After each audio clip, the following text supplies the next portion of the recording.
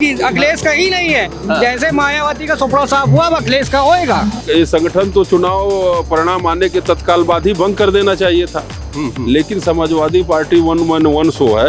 एक ही नेता अखिलेश हैं, बाकी पार्टी के मालिक हैं नरेश उत्तम पटेल। सपा का जन्म 1985 के लगभग का ही है ना, 1985 के लगभग का जन्म है। 1985 से और 2017 के बीच में देख लीजिए आप, राजनीति किस पर किए? तुष्टीकरण की राजनीति किए, हिंदू मुसलमान की राजनीति किए, यादव और मुसलमान की राजनीति किए। जनता को ये लोग बरगला करके वोट ले रहे हैं।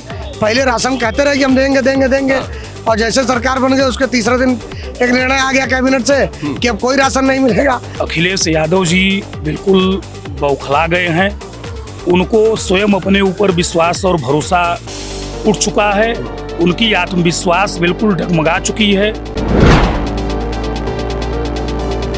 सपा का जन्म 1985 के लगभग का ही है ना, 1985 के लगभग का जन्म है। 1985 से और 2017 के बीच में देख लीजिए आप, राजनीति किस पर किए? तुष्टीकरण की राजनीति किए, हिंदू मुसलमान की राजनीति किए, यादव और मुसलमान की राजनीति किए। उसके कारण आज जब मोदी जी आए 2017 में, आने से पहले उनके यही पार्टियां कहती थी खूनी पंजा आ रहा है, एक भी मुसलमान सुरक्षित नहीं रहेगा भाई साहब। और आने के बाद आप ये बताइए कि मोदी जी के मुख से या भारतीय जनता पार्टी के किसी भी वरिष्ठ नेता के मुख से इस तरह का कोई भी सवाल या जवाब निकला कि इस देश से मुसलमान को हटा दिया जाए? बल्कि मोदी जी आते आते अपने संविधान के हिसाब से, जो बीजेपी की स्थापना के समय 1980 में बना था कि जब भी हम सत्ता में आएंगे इस देश से 3 तलाक को खत्म कर देंगे। 3 तलाक तो हिंदुओं का नहीं है, 3 तलाक तो मुसलमान बेटियों की सुरक्षा के लिए है। मोदी जी ने उसको लाया। यदि मोदी जी के मन में और भारतीय जनता पार्टी के मन में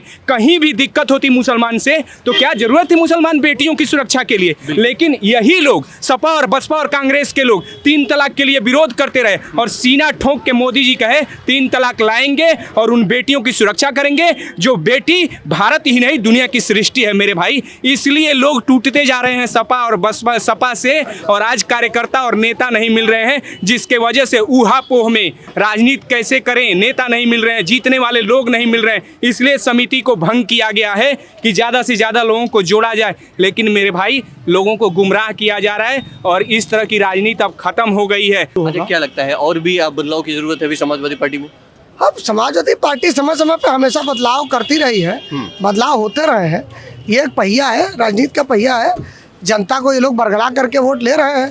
पहले राशन कहते रहे कि हम देंगे देंगे देंगे, और जैसे सरकार बन गई उसके तीसरे दिन एक निर्णय आ गया कैबिनेट से कि अब कोई राशन नहीं मिलेगा। तो ये तो इनकी एक कहानी है हर बार। तो क्या समझा जाए कि 2024 के अगले से जनता जब तक इनके भ्रमजाल में फंसी रहेगी, किसकी? तब तक भारतीय जनता पार्टी जी। है। तो एक जो भ्रम की स्थिति पैदा किए हुए हैं, जनता को लगता है कि ये ज्यादा हमारे लिए अच्छा कर सकते हैं जी। जबकि हक हकूक की लड़ाई जनता की वो धीरे धीरे खत्म होती जा रही है। चाहे वो संविधान को लेकर के हो, चाहे आरक्षण को लेकर के हो, चाहे किसी भी व्यक्ति विशेष की बात हो, चाहे बुलडोजर को लेकर के हो कि अगर कोई गलत है तो उस पर तो चल ही रहा है, जो नहीं भी गलत है उस पर भी चल रहा है, जो भाजपा में उसके ऊपर नहीं चल रहा है। अखिलेश यादव जी बिल्कुल बौखला गए हैं।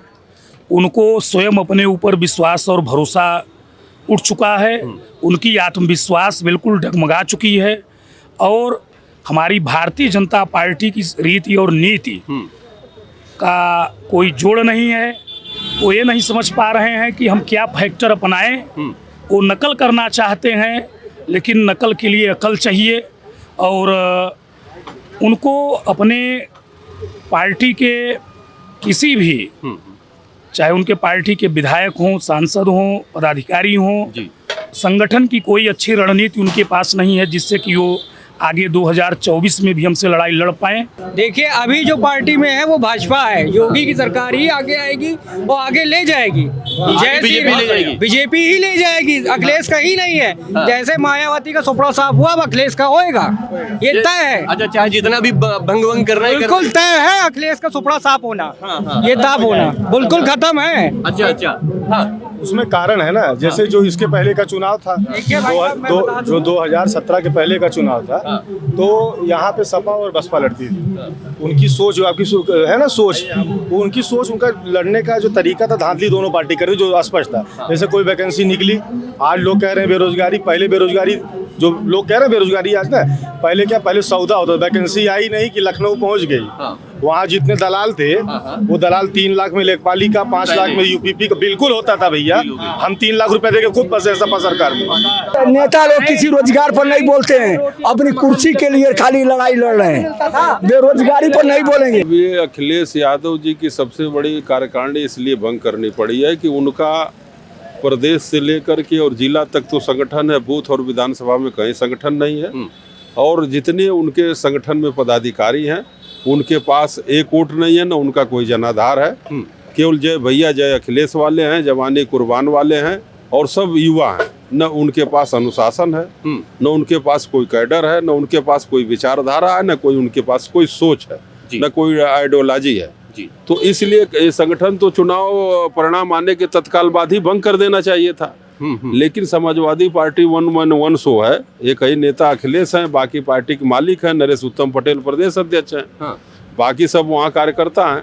तो कार्यकारिणी भंग करने का मतलब जो मेन राष्ट्रीय अध्यक्ष के पद पे खुद हैं, सबसे पहले उनको राष्ट्रीय अध्यक्ष पद के से इस्तीफा देना चाहिए, प्रदेश अध्यक्ष के पद से इस्तीफा दिलाना चाहिए नरेश उत्तम। जब हम अपने को सही करेंगे तभी आपसे उम्मीद रखेंगे कि आप भी सही होंगे। अखिलेश यादव अपनी जगह पे सही थे। वो सही है। अच्छा ठीक है, कार्यकारिणी क्यों भंग करनी पड़ी?